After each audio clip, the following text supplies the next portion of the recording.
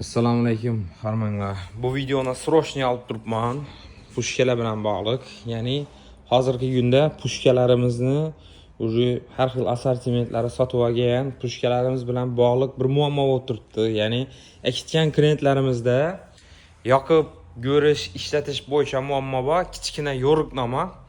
Videoni обязательно Telegram kanalimizga tashlaymiz. Istoriyaga to'liq aytib qo'yamiz.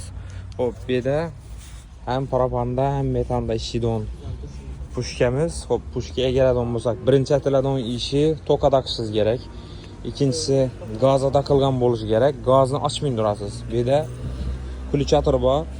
Ключаторdan yaqqaningizdan keyin buni o'zining ichida parrak ishga tushadi.